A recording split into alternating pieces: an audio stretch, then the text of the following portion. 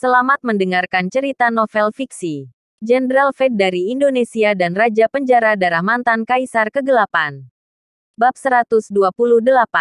Aku akan menunggunya. Jantung Gatra sudah berada di mulutnya ketika pandangannya bergerak antara lengan beruang hitam yang patah dan Lintang yang sama sekali tidak terluka. Ia menelan ludah dalam ketakutan. Punggungnya dibasahi oleh butiran keringat dingin. Baru kemudian ia merasakan semburat penyesalan karena telah berurusan dengan seorang monster seperti Lintang. Di sisi lain, para pelanggan yang berada di tempat kejadian merasa senang saat mereka melihatnya. Mereka menatap ke arah Lintang dengan rasa kagum yang bertumbuh. Ya Tuhan, Tuan L sangat luar biasa. Aku baru saja mengkhawatirkan dia.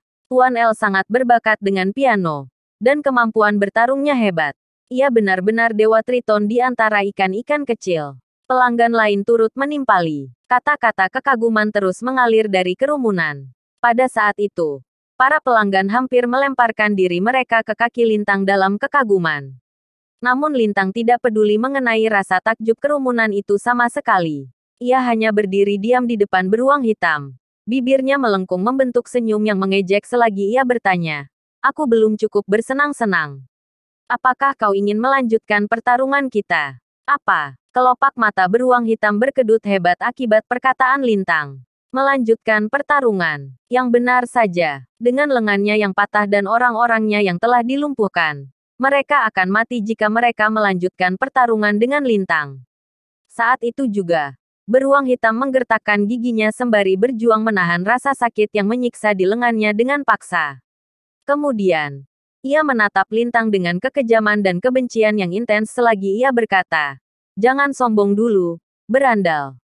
Tunggu saja selagi aku meminta saudaraku untuk mengirim seseorang ke sini supaya aku dapat melihatmu mati." Saudara, Gatra dan pelanggan yang berada di sekelilingnya terkejut mendengar perkataan beruang hitam. Ekspresi mereka kemudian berubah drastis setelah menyadari siapa yang dimaksud oleh beruang hitam, Andy Martin. Wajah kerumunan itu berubah menjadi keabu-abuan segera setelah nama Andy Martin muncul dalam benak hampir semua orang. Hanya ada dua orang paling tangguh di dunia bawah kota Jakarta, Tuan Umar dari utara dan Tuan Andi dari selatan. Itu benar. Saudara asli dari beruang hitam adalah Andi. Orang yang menguasai wilayah selatan kota Jakarta dan dikenal oleh semua orang sebagai Dewa Perang. Ia diberi julukan Tuan Andi karena rasa hormat orang-orang kepadanya. Dia adalah juara tinju dunia bawah yang telah bertarung di beberapa lusin pertandingan tinju dunia bawah dan memenangkan seluruhnya. Karena itu, dia dianugerahi gelar Dewa Perang Kota Jakarta oleh dunia tinju dunia bawah. Bahkan ada cerita yang lebih menakutkan tentang dia. Ketika ia baru saja memulai karirnya, Andi pernah menyinggung salah satu geng terkuat di kota Jakarta dan ia diburu sebagai akibatnya.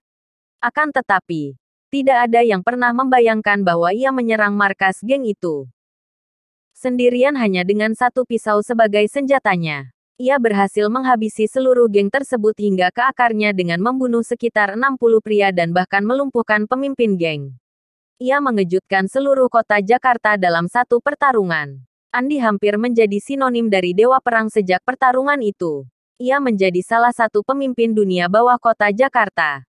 Dan semua geng kuat di kota Jakarta tunduk pada perintahnya. Dan sekarang, Tuan L, tolong segera pergi. Tuan Andi bukanlah orang sembarangan. Itu benar. Tuan L, larilah sekarang sebelum terlambat. Atau kau akan celaka ketika Tuan Andi tiba di sini. Tuan L, pelanggan yang mengelilingi tampak sepucat kertas. Terdapat ketakutan intens di mata mereka selagi mereka membujuk Lintang tanpa henti. Meski begitu, Lintang mengangkat bahu dengan acuh tanpa terlihat terganggu sedikit pun. Ia menatap beruang hitam dan berkata, "Kalau begitu suruh dia datang. Aku akan menunggunya." Apa? Semua pelanggan yang berada di sekeliling menjadi pucat mendengar perkataannya. Tidak pernah mereka mengira bahwa Lintang begitu keras kepala. Ia benar-benar menunggu Andi datang. Bukankah ia sedang mengetuk pintu kematian? Pada saat itu, seluruh pelanggan menatap Lintang dengan rasa simpati dan kasihan yang dalam di mata mereka. Beruang hitam menyeringai jahat. "Bagus. Kau cukup tangguh.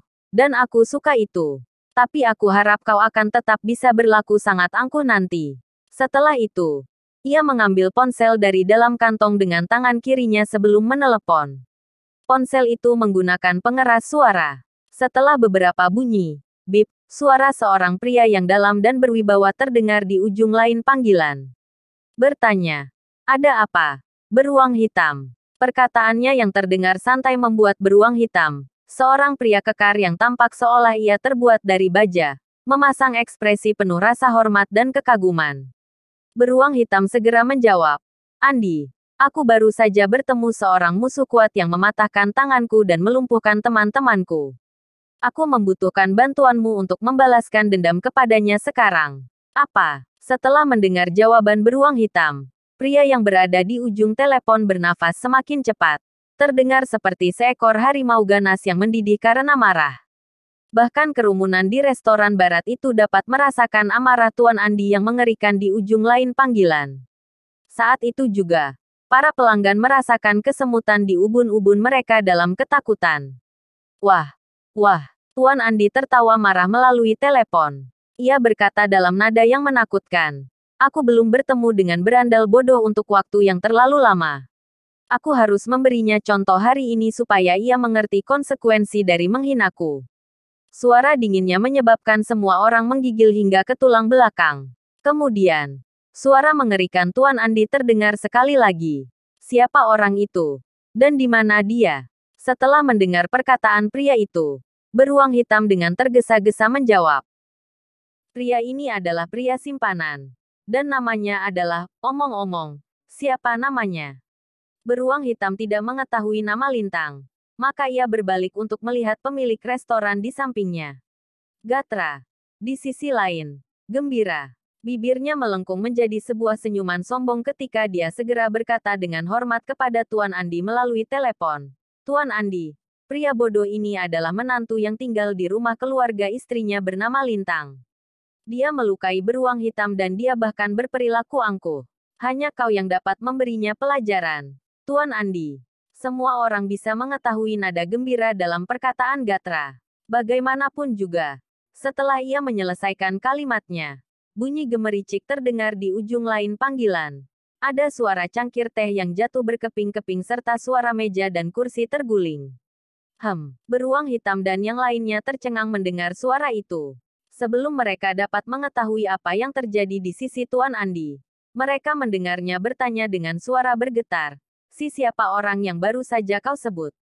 Tuan Andi terdengar seperti terkejut, seolah ia tidak dapat mempercayai nama siapa yang baru saja ia dengar. Gatra terkejut. Ia tidak bisa memahami mengapa Tuan Andi bereaksi seperti itu. Namun, ia menjawab dengan cepat, "Tuan Andi, pria ini dipanggil Lintang. Seorang menantu yang tinggal di rumah istrinya yang juga merupakan seorang pria simpanan yang tidak berguna." Hening di ujung lain panggilan. Segera setelah Gatra menyelesaikan kalimatnya, ujung lain panggilan tersebut langsung jatuh ke dalam keheningan tanpa akhir. Tidak ada jawaban atau suara apapun yang datang dari ujung lain panggilan. Yang mana hal itu membingungkan beruang hitam dan setiap orang lainnya. Setelah keheningan selama 1 menit penuh, nafas dalam terdengar dari ujung lain panggilan sebelum Tuan Andi bertanya dengan suara yang sedikit bergetar. "Apa yang terjadi? Kenapa Tuan Lin? Berandal itu menyakiti beruang hitam dan teman-temannya?"